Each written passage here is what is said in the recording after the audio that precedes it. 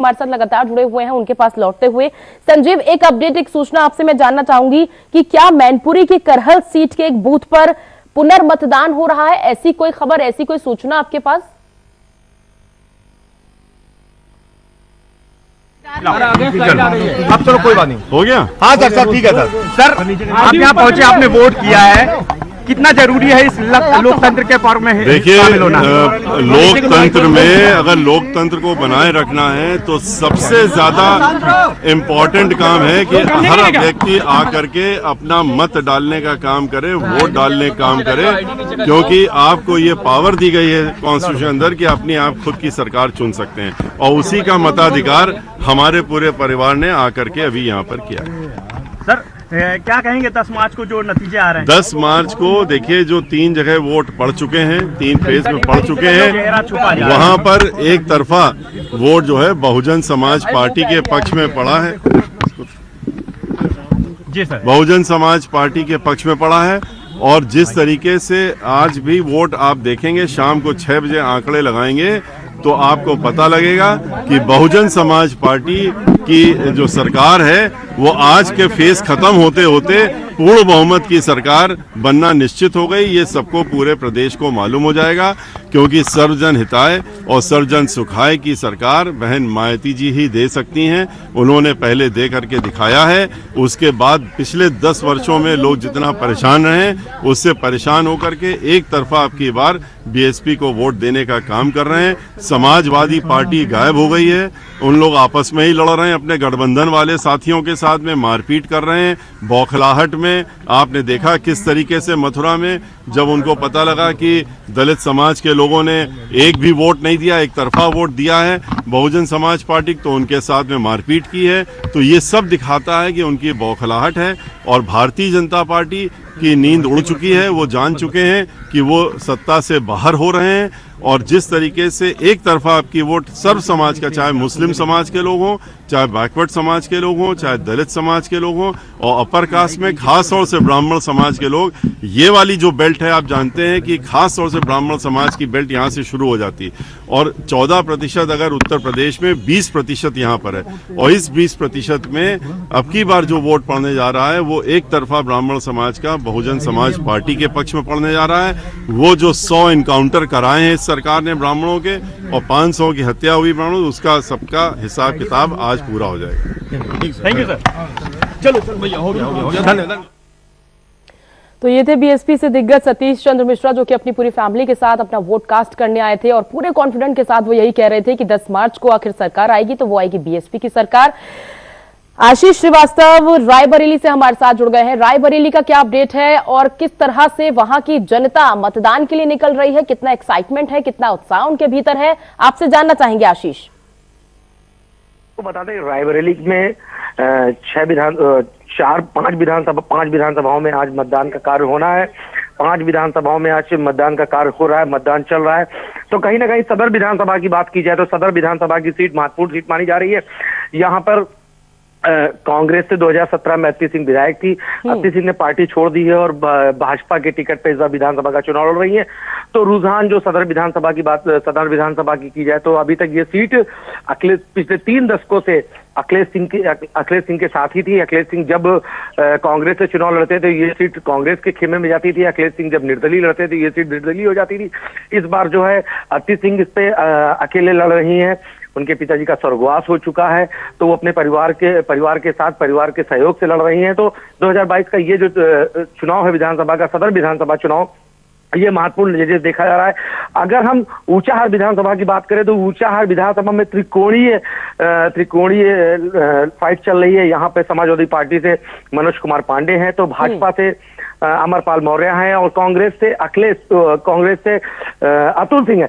तो कहीं ना कहीं ऊंचाहार विधानसभा भी एक महत्वपूर्ण सीट मानी जा रही है। 2017 में जब भाजपा का पूरी तरीके से हवा चल रही थी भाजपा की, तो रायबरेली की एक सीट ऊंचाहार विधानसभा जो समाजवादी पार्टी के खेमे में गई थी, सदर विधानसभा की सीट कांग्रेस के खेमे में गई थी। जिस तरीके से अब मतदान हो रहा है, मतदान जो सुचारू रूप से चल रहा है, लोग जा रहे हैं, अपने मतों का प्रयोग कर रहे हैं। तो इन सब चीजों को अगर देखा जाए तो लगभग 3 विधानसभाओं में त्रिकोणीय लड़ाई है। 3 प्रत्याशियों की लगातार लड़ाई सामने बिल्कुल, समझ में देखिए आ रही है। 3 विधानसभाओं पर कह सकते हैं कि त्रिकोणीय मुकाबला लगातार देखा जा रहा है, लेकिन बाकी की सीट्स पर क्या है समीकरणें, ये भी आपसे जानेंगे। लेकिन रायबरेली सदर सीट की अगर हम बात कर रहे हैं, क्योंकि रायबरेली की ये सीट सबसे हॉट सीट मानी जाती है, क्योंकि अदिति सिंह जो कि कांग्रेस में एक वक्त में हुआ करती थी, लेकिन पिताजी के स्वर्गवास के बाद जिस तरह से हमने देखा है कि वो बीजेपी में शामिल हुई, लेकिन बीजेपी में कितना उन्हें प्यार मिलता है, जनता का क्या वो प्यार उन्हें मिल पाएगा जो कांग्रेस में उन्हें मिला था, ये तो 10 मार्च को पता चलेगा।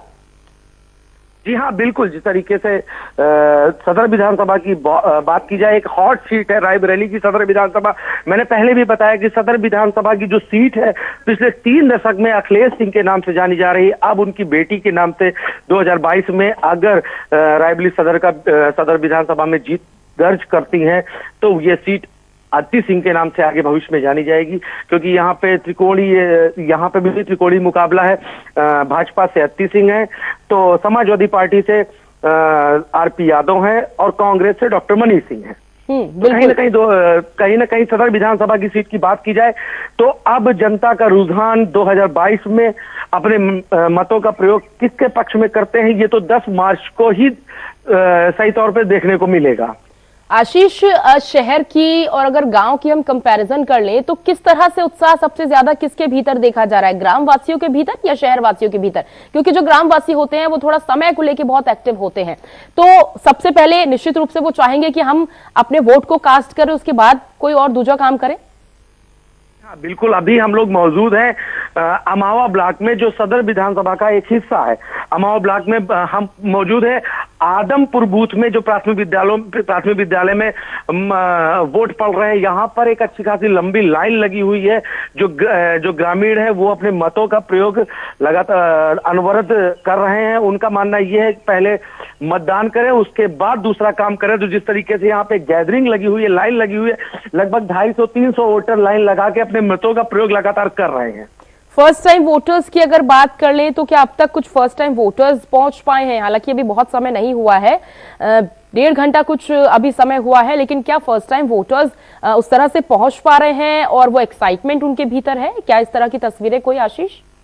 जी हाँ, बिल्कुल। जिस तरीके से जो हैंडीकैप्ड वोटर हैं, जो बुजुर्ग हैं, जो 90-80 साल से ऊपर है, वो अपने मतों का प्रयोग लगातार कर रहे हैं। अभी मेरी एक बुजुर्ग से बात हुई तो उन्होंने कहा पहले मतदान करें, उसके बाद अपना दूसरा काम करें। उन्होंने अपील भी की हम लोगों के सामने कि जो भी यहाँ पे वोटर्स हैं वो अपना मतदान करें। तो कहीं ना कहीं ग्रामीणों में जो मतदान को लेकर उत्साह एकदम साफ नजर आ रहा है कि पहले मतदान का प्रयोग करेंगे, अपने मत का प्रयोग करेंगे, मतदान करेंगे, उसके बाद हम दूसरा काम करेंगे। बिल्कुल। क्या स्थानीय मुद्दे वो एक जहन में लेकर निकल रहे हैं घर से कि इन मुद्दों पर हमें सरकार को वोट देना है? निश्चित रूप से कुछ स्थानीय मुद्दे उनके भीतर होंगे, उनके जहन में होंगे कि वो चाहेंगे कि 2022 में जिसकी भी सरकार आए वो हमारे इन तमाम चीजों को एक सॉल्यूशन करे, वो तमाम सुविधाएं हम तक पहुंचे, तो वो जहन में मुद्दे होंगे स्थानीय। जी हाँ, बिल्कुल। स्थानीय मुद्दों की बात की जाए, जो वोटर्स का सोचना है, जो मतदान करने जा रहे हैं मतदाताओं का सोचना है, स्थानीय मुद्दों की बात की जाए, जो विकास का मुद्दा है और स्वास्थ्य का मुद्दा है, शिक्षा का मुद्दा है, ये सारे मुद्दे बेसिक हैं जो वोटर्स के जहन में है, मतदाताओं के जहन पे है। इन मुद्दों को लेकर वो अपने प्रत्याशी का अपने दिल और दिमाग में चयन कर चुके हैं कि हमें किस पार्टी के प्रत्याशी को मतदान करना है। तो इन सब चीजों को लेकर मतदाता अपने मतों का प्रयोग लगातार कर रहे हैं। बिल्कुल। तो देखिए, तमाम जो मतदाता हैं अपने अपने वोट को कास्ट करने के लिए घरों से निकल रहे हैं। क्या व्यवस्थाएं हैं, इस पर भी हम लगातार आपको अपडेट दे रहे हैं। आशीष, अगर हम व्यवस्थाओं की बात कर ले या महिलाओं की बात कर ले तो कितने प्रतिशत महिलाएं इंटरेस्ट दिखा रही हैं, वोट कास्ट करने के लिए घरों से निकल रही हैं, और क्या फोर्स की ओर से व्यवस्थाएं की गई हैं महिलाओं के लिए कि एक अलग लाइन उनके लिए बनाई गई होगी, निश्चित रूप से उनको अलग एक सुविधाएं दी जा रही होंगी, महिलाओं के लिए कुछ अलग से व्यवस्थाएं देख पा रहे हो आप? जी हाँ, बिल्कुल।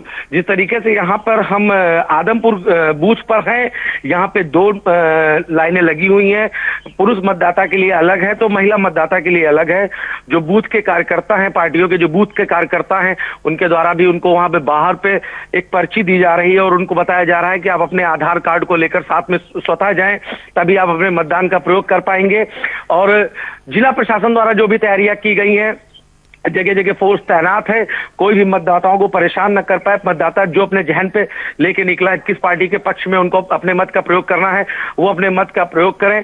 पूरी तरीके से यहाँ पे चाक चौबंद व्यवस्था जिला प्रशासन द्वारा भी की गई है और जो बूथ स्तर पे जो पार्टी के कार्यकर्ता हैं जो बनाए गए हैं वो भी अपने अलग अलग जगहों पर बैठे हुए हैं और जो मतदाता आ रहे हैं जिनके पास वोटर्स की पर्ची नहीं है उनको पर्ची दे रहे हैं और साथ में उनसे जानकारी भी ले रहे हैं कि आपके पास आपकी आईडी कोई है, आधार कार्ड हो या पैन कार्ड हो या ड्राइविंग लाइसेंस हो, जो भी आपके पास अपनी आईडी है उसको लेकर जरूर जाए, तभी आपका मतदान वहां पे किया जाएगा। ठीक है, एक और बात आपसे जानना चाहेंगे आशीष की जिनके पास वोटर्स कार्ड नहीं है, क्योंकि इस बार बोला गया था कि आपके पास कोई एक आईडी कार्ड होना चाहिए, भले ही वो आपका पैन कार्ड हो, भले ही वो आपका आधार कार्ड हो, लेकिन पिछली बार अगर हम देख रहे थे तीसरे चरण के मतदान में तो कुछ तस्वीरें ऐसी भी आ रही थी कि कई प्रशासन की ओर से लोगों को रोका जा रहा था कि आप सिर्फ अपने वोटर आईडी कार्ड से ही वोट कास्ट कर सकते हैं। तो क्या ऐसा भी है कि आप सिर्फ अपने वोटर आईडी कार्ड को लेकर ही वहां पर मौजूद होंगे, वहां पर पहुंचेंगे और तभी आप वोट कास्ट कर पाएंगे, या फिर पैन कार्ड या फिर आधार कार्ड से भी आप अपना वोट कास्ट कर सकते हैं? नहीं, बिल्कुल, ये चौथे चरण का जो मतदान है यहाँ पे मैं देख रहा हूँ, साफ तौर पे देख रहा हूँ, अगर वोटर्स कार्ड नहीं है तो आप अपना आधार कार्ड भी लेके जा सकते हैं, अपना पैन कार्ड भी लेके जा सकते हैं। आपके पास कोई आईडी अपनी होनी चाहिए जो मतदान के लिए आवश्यक है। तो मैं देख पा रहा हूँ यहाँ पे लोग अपने आधार कार्ड को लेकर जा रहे हैं, जो ग्रामवासी हैं, जो महिलाएं हैं, जो पुरुष मतदाता हैं, वो अपने आधार कार्ड को लेकर के अपने मतदान का प्रयोग करने के लिए बूथ स्तर के अंदर जा रहे हैं, बूथ के अंदर जा रहे हैं, वहां पे अपने मतदान को अपने प्रत्याशी के पक्ष में मत कर रहे हैं। कुछ तस्वीरें अभी हम लगातार देख रहे हैं, चाहे वो गांव की हो चाहे वो शहर की हो। अभी एक तस्वीर हम देख रहे थे, बेहद खूबसूरत तस्वीर थी कि व्हील चेयर पर एक महिला यहां पर जा रही थी और एक वृद्ध महिला है वो, लेकिन वो वोट कास्ट करने के लिए इतना उत्साहित है कि व्हील चेयर पर गई हैं, उन्हें उनकी फैमिली मेंबर उन्हें लेकर जा रहे हैं वोट कास्ट करने के लिए। तो देखिए, उत्साह है, लोकतंत्र का ये महापर्व है और हर एक व्यक्ति को ये हक है, ये राइट है कि आप चाहे किसी भी पार्टी को वोट दीजिए, लेकिन आप मतदान जरूर कीजिए। पीएम नरेंद्र मोदी, सीएम योगी आदित्यनाथ लगातार यही अपील भी कर रहे हैं आशीष जनता से कि सबसे पहले आप वोट कास्ट कीजिए और उसके बाद कोई और काम कीजिए, और ये होना भी चाहिए, ये हक है आपका, लोकतंत्र का ये महापर्व है। लोकतंत्र का ये महापर्व है, पहले वोटर्स अपने मतों का प्रयोग करें, उसके बाद कोई दूसरा काम करें। जिस तरीके से लगातार अपील की जा रही है, इलेक्शन कमीशन यानी चुनाव आयोग द्वारा लगातार जिलाधिकारी को निर्देश किया गया है कि ज्यादा से ज्यादा मतदान कराया जाए, ज्यादा से ज्यादा प्रतिशत में जिले स्तर पर मतदान कराया जाए। जिलाधिकारियों ने समस्त उप जिलाधिकारी और अपने अधीनस्थ अधिकारियों के साथ लगातार बैठक करके जनता में ये संदेश दिया है कि अपने मतों का प्रयोग लगातार करें। हालांकि जिस तरीके से रायबरेली में फिलहाल अभी तक देखा जा रहा है कि ग्रामीण क्षेत्रों में अपने मतों को लेकर के, अपने मतदान को लेकर के अच्छा खासा उत्साह नजर आ रहा है, लगातार भीड़ बढ़ती नजर आ रही है, अपने मतों का लोग प्रयोग कर रहे हैं। तो मतलब एक कहीं ना कहीं ये महापर्व है, इस महापर्व में सबको बढ़ चढ़ करके हिस्सा लेना चाहिए और अपने मत का प्रयोग अपने प्रत्याशी के पक्ष में करना चाहिए। बिल्कुल, और देखिए जैसे जैसे समय बढ़ रहा है, निश्चित रूप से कह सकते हैं कि जनता की जो भीड़ है वो भी निश्चित रूप से बढ़ रही होगी, क्योंकि धूप आ गई है अब, और अब घरों से लोग निकल रहे होंगे एक्साइटमेंट के साथ कि हम सबसे पहले मतदान करते हैं और उसके बाद हम कोई और काम करते हैं। देखिए, लोकतंत्र का महापर्व है। हम सब पूरे देशवासियों, खासकर उत्तर प्रदेश की 24 करोड़ जनता, देश को एक भारत श्रेष्ठ भारत की तरफ बढ़ाने के लिए, लोकतंत्र को मजबूत करने के लिए हम वोट डालने जाते हैं। इससे हमारा लोकतंत्र मजबूत होता है, हम और जो हमारी विकास और विश्वास वो और बढ़ता है। तो इसलिए हमने विश्वास और विकास और खासकर जो सुशासन आदरणीय योगी जी के नेतृत्व में उत्तर प्रदेश में गांव गरीब संपन्न हो रहा है, महिलाएं सुरक्षित हैं, व्यापारी सुरक्षित है, संपन्न हो रहा है, नौजवान जिनको लाखों की तादाद में नौकरियां मिली हैं, जिनको रोजगार मिल रहा है, आज उत्तर प्रदेश में अपराध मुक्त हुआ है। उत्तर प्रदेश आज यहां पर जिस तरह का माहौल आदरणीय योगी जी के नेतृत्व में बना है, उसकी प्रशंसा पूरे देश के कोने कोने में हो रही है, विदेशों में हो रही है। इसलिए उसको और मजबूती देने के लिए आज उत्तर प्रदेश की 24 करोड़ जनता निकलकर पूरी तरीके से विश्वास का वोट कर रही है, भारतीय जनता पार्टी के लिए वोट कर रही है। यह मुझे पूर्ण विश्वास है कि जिस तरह से आदरणीय योगी जी के नेतृत्व में कार्य हुए हैं, चाहे वो कोरोना काल रहा हो, जीवन और जीविका को लेकर, और चाहे अपराध मुक्त करने की बात आई हो, जिस तरह से आदरणीय योगी जी ने दिन रात एक करके उत्तर प्रदेश को आज देश की दूसरी अर्थव्यवस्था में लाकर खड़ा किया है। वहीं हम उम्मीद करते हैं कि आदरणीय मोदी जी के आशीर्वाद से और आदरणीय योगी जी के नेतृत्व में हम उत्तर प्रदेश को एक नंबर की इकोनॉमी में ले जाएंगे, एक नंबर की अर्थव्यवस्था में ले जाएंगे और उत्तर प्रदेश की 24 करोड़ जनता उस पर मोहर लगा रही है। आज ये चुनाव जो हो रहा है, लोकतंत्र का महापर्व, इसमें उत्तर प्रदेश की 24 करोड़ जनता वो बढ़कर वोट कर रही है भारतीय जनता पार्टी के पक्ष में, क्योंकि आज उत्तर प्रदेश सुरक्षित हाथों में है। आज विकास है, आज सुशासन है, आज अपराध मुक्त है, आतंकवाद की कमर तोड़कर रख दी है आदरणीय मोदी जी ने, उत्तर प्रदेश में आदरणीय योगी जी ने। कानून का राज स्थापित हुआ है। यही चाहती है उत्तर प्रदेश की जनता, भयमुक्त समाज चाहती है, विकास चाहती है, वो आदरणीय योगी जी कर रहे हैं। मगर चौथा चरण है सर,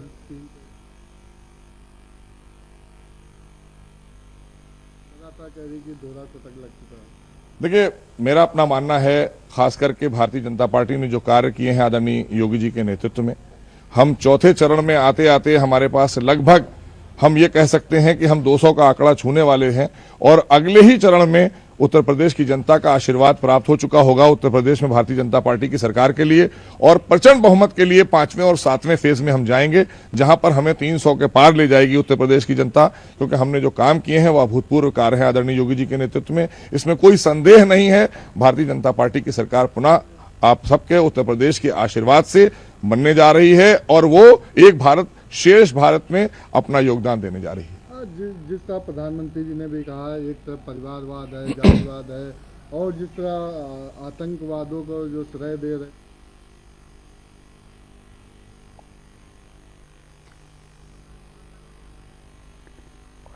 तो देखिए, ये थे मोहसिन रजा जो कि प्रचंड बहुमत के साथ पुनः सरकार बनाने की बात कर रहे थे और उन्होंने भी अपना वोट कास्ट किया है। और लगातार हम देख रहे हैं कि पीएम नरेंद्र मोदी और सीएम योगी आदित्यनाथ की ओर से जनता से लगातार ये अपील की जा रही है कि सबसे पहले आप मतदान कीजिए, ये आपका हक है, ये आपका राइट है, लोकतंत्र का ये महापर्व है और 5 साल बाद आपको मौका मिला है, आप अपनी मनचाही सरकार चुन सकते हैं, चाहे वो समाजवादी पार्टी हो, चाहे वो भारतीय जनता पार्टी हो, बीएसपी हो या फिर कांग्रेस हो। आप अपने इस हक का आज उपयोग कीजिए, आप अपने घरों से निकलिए और सबसे पहले आप अपने वोट को कास्ट कीजिए और उसके बाद कोई और काम कीजिए। एक बार आपको फिर से मैं बताना चाहूंगी कि देखिए, चौथे चरण का ये चुनाव है और चौथे चरण की आज सुबह 7 बजे से लगातार वोटिंग हो रही है। हम व्यवस्थाएं भी यहां पर देख पा रहे हैं पोलिंग बूथ पर, किस तरह से जो महिला सुरक्षा बल है वो भी यहां पर महिलाओं के लिए खड़ी है कि कोई भी यहाँ पर दिक्कत ना हो, कोई परेशानी महिलाओं को ना हो या फिर दिव्यांगजनों को कोई परेशानी ना हो, वरिष्ठ नागरिकों को कोई परेशानी ना हो। पोलिंग बूथ की ओर से लगातार कोशिश यही की जा रही है कि बहुत ही सरल तरीके से, बहुत ही सद्भावना के साथ ये वोटिंग हो आज शाम 6 बजे तक। हालांकि अभी शुरुआत है, उतना अभी हम नहीं देख पा रहे हैं कि परसेंटाइल उतना ज्यादा बढ़ रहा हो, क्योंकि अभी 9 बजने वाले हैं और सुबह 7 बजे से ये वोटिंग हो रही है। लेकिन अभी जो चौथे चरण की वोटिंग है वो फिलहाल 7 बजे से शुरू हो गई है। 59 सीटों पर ये वोटिंग है। 624 ऐसे उम्मीदवार हैं जो कि आज अपनी किस्मत का फैसला होगा। उनकी किस्मत का फैसला आज शाम 6 बजे तक उनकी किस्मत ईवीएम में कैद हो जाएगी। चाहे हम बात कर ले लखनऊ की, चाहे हम बात कर ले हरदोई की, चाहे हम बात कर ले रायबरेली की, ये तमाम ऐसी सीटें हैं जिन पर आज मतदान हो रहा है। तो 9 जिलों की 59 सीटें जिन पर लगातार मतदान हो रहा है। सुरक्षा के चाक चौबंद व्यवस्थाएं की गई हैं, पुख्ता प्रबंध किए गए हैं। और अगर मतदाताओं की बात कर ले तो 2 करोड़ 13 लाख ऐसे मतदाता हैं जो कि आज 600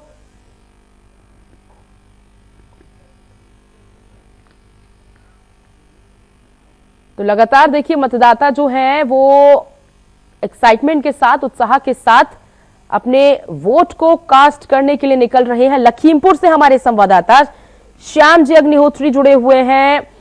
किस तरह से देख पा रहे हैं आप लखीमपुर की समीकरणें, बताइए हमें। देखिए पूजा जी, यहाँ का जो माहौल दिख रहा है, इस वक्त हम पोलिंग बूथ, शहर के पोलिंग बूथ पे हैं, स्वामी श्यामपुरा से। अभी यहाँ से पूरा पुलिस फोर्स, डीएम साहब मेरे साथ थे, लाइव पे थे समय के साथ डीएम साहब। जो आपने राजनीतिक परिदृश्य की बात की है, तो सबसे बड़ी चुनौती भारतीय जनता पार्टी के लिए, उसका कारण यह है कि पिछले चुनाव में 8 की 8 विधानसभा सीटों पर भारतीय जनता पार्टी के विधायक थे। कहीं ना कहीं किसान आंदोलन का असर भी पड़ रहा है। जो 2 विधानसभा सीटें हैं, कलिया और निघासन, उन पे कहीं ना कहीं किसान आंदोलन का भी असर पड़ता हुआ दिख रहा है। फिलहाल इस बार अगर समीकरण की बात करें और राजनीतिक प्रतिद्वंदिता की बात करें, तो हर जगह पर समाजवादी पार्टी और भारतीय जनता पार्टी का आमने सामने मुकाबला होता दिख रहा है। सिर्फ सदर सीट के ऊपर त्रिकोणीय मुकाबला है, जहां पे बहुजन समाज पार्टी, समाजवादी पार्टी और भाजपा का मुकाबला देखने को मिल रहा है। फिलहाल अगर पूरी बात हम करें तो सुरक्षा के बहुत ही कड़े इंतजाम किए गए हैं किसान आंदोलन को लेकर, और साथ ही अभी अभी जो हम लोग देख रहे हैं मतदाताओं में भारी उत्साह देखने को मिल रहा है और लंबी लंबी कतारें पोलिंग बूथों पर देखी जा रही हैं। जी पूजा जी। बिल्कुल, और देखिए निश्चित रूप से कह सकते हैं कि जो दिव्यांगजन है, जो फर्स्ट टाइम वोटर्स हैं, वो अपने अपने वोट को कास्ट करने के लिए, अपने मतों का प्रयोग करने के लिए घरों से निकल रहे होंगे, क्योंकि लगातार दिग्गजों की ओर से यही अपील कर रहे हैं और हम भी यही अपील करते हैं कि सबसे पहले आप अपना वोट कास्ट कीजिए और उसके बाद कोई और काम कीजिए। वो उत्साह, वो एक्साइटमेंट देखी जा रही है इस सुबह के समय में। जी बिल्कुल, उत्साह नए वोटरों में काफी उत्साह देखने को मिल रहा है। यहाँ कुल मतदाता अगर बात करें तो 28,07,606 मतदाता हैं जो अपने मताधिकार का प्रयोग करेंगे, और यहाँ पर 3,173 पोलिंग बूथ बनाए गए हैं और भारत नेपाल सीमा को पूरी तरीके से 48 घंटे पहले सील कर दिया गया है। जन जागरूकता अभियान जिला अधिकारी महेंद्र बहादुर सिंह ने बहुत ही जोरों से चलाया, जिसका भी असर सुबह सुबह देखने को मिल रहा है। और सुबह 5 बजे से ही डीएम महेंद्र बहादुर सिंह लोगों से अपील कर रहे थे कि वोट डालें। हमारे साथ कई युवा मतदाता भी हैं, अगर पूजा जी आप कहें तो उस युवा मतदाता से मैं बात करा सकता हूं लाइव यहीं पर पोलिंग बूथ से, और उसमें बड़ा उत्साह देखने को मिल रहा है इस बच्चे में, और इसको बहुत उत्साह। मैं इनसे अगर पूछ रहा हूं कि किन मुद्दों को लेकर ये यहाँ पे वोट करने आए हैं, तो इनका वही जो 4 मुद्दे हैं उस पर कर रहे हैं कि सुरक्षा, उसके साथ कानून व्यवस्था को लेकर कर रहे हैं, और साथ ही कुछ इन्होंने स्थानीय मुद्दे भी उठाए। इन सब चीजों को ध्यान में रखकर ये अपने मताधिकार का प्रयोग कर रहे हैं। अगर हम लखीमपुर की बात कर रहे हैं श्याम, तो यहाँ पर कुछ गांव के लोगों की ये भी शिकायतें थी कल तक कि हमारे गांव में पास में कोई पोलिंग बूथ नहीं बनाया गया है। हम बात कर रहे हैं अगर धौरहरा विधानसभा के शेखपुर गांव की, तो यहाँ के लोगों में नाराजगी कल तक ये देखी जा रही थी कि हमारे घर से करीब करीब 4 किलोमीटर दूर पोलिंग बूथ बनाए गए हैं। तो वो नाराजगी देखी जा रही है। क्या उनके घरों के पास कोई पोलिंग बूथ बन चुके हैं? जी पूजा जी, बिल्कुल सही आप कर रहे हैं। मेरे साथ 1-2 मतदाता यहाँ पे हैं जिनका वोटर लिस्ट में नाम नहीं है, और जो आपने दूरी की बात की, क्योंकि लखीमपुर खीरी जिला प्रदेश का सबसे बड़ा जिला है और इसमें एक भाग जहाँ पे दुधवा नेशनल पार्क है, वो जंगल का इलाका है जो भारत नेपाल बॉर्डर के ऊपर बसा हुआ है। वहां पे कोशिश जिला प्रशासन ने की है, चुनाव आयोग ने कोशिश की है कि हम किसी न किसी तरीके से पोलिंग बूथों को पास में करें। पिछले सालों की अपेक्षा अब की लगभग 2 दर्जन से ज्यादा पोलिंग बूथ बढ़ाए भी गए हैं, लेकिन जो समस्या आ रही है, खबरें आ रही हैं, उसमें यही है कि बहुत से लोग की यह समस्या है कि हमारे गांव से बहुत दूर पोलिंग बूथ है। इसका कहीं ना कहीं थोड़ा सा असर भी देखने को पूजा जी मिल सकता है। जी पूजा जी, पिछली बार की जनता यहाँ पर कह रही थी कि बोल के गए थे प्रशासन के लोग, जब लोकसभा का चुनाव हुआ था, कि जब विधानसभा चुनाव होगा तब हम आपके लिए यहाँ पर पास में पोलिंग बूथ बनाएंगे। लेकिन इस बार भी पोलिंग बूथ करीब नहीं है, जिसमें कह सकते हैं कि जो वृद्ध हैं, जो दिव्यांग लोग हैं, उन्हें जाने में दिक्कत होगी, तो वो अपना वोट कास्ट नहीं कर पाएंगे निश्चित रूप से। बहुत बड़ी बात पूजा जी आप कह रही हैं। इसको प्रशासन ने ध्यान में लिया था और इस मुद्दे को समय ने बहुत जबरदस्त पिछले चुनाव में उठाया था, जिसको लेके आपको हम बता दें कि आदर्श बूथ और पिंक बूथ यहाँ शहर में बनाए गए हैं। साथ ही साथ जो पूजा जी आपने बोला दिव्यांग वाली बात, दिव्यांग बूथ को भी अब बनाया गया है। आर्कन्या पाठशाला है जहाँ पे स्पेशली दिव्यांग बूथ बनाया गया, दिव्यांग लोग ही वहाँ पे सब अपॉइंट है, उसका नाम ही दिया गया दिव्यांग बूथ। लेकिन फिलहाल नदी की कटान, भौगोलिक स्थिति को देखते हुए प्रशासन का जो बात हम लोग की उसका यही कहना है कि हम लोगों ने पूरा प्रयास किया है, लेकिन फिर भी अगर कोई ऐसी दिक्कत आ रही है उसकी सूचना जिला प्रशासन कंट्रोल रूम पर दें, और इसकी प्रशासनिक व्यवस्था के भी इंतजाम का समय से वादा किया है। लेकिन ये बात जरूर है कि कुछ लोग के वोटर लिस्ट में नाम नहीं है, कुछ बूथ दूर है, और ये मुद्दा जरूर जो यहाँ के जनप्रतिनिधि उनसे ग्रामीण यहाँ पर आज भी कर रहे हैं। जी पूजा जी, बिल्कुल, आप हमारे साथ बने रहे श्याम।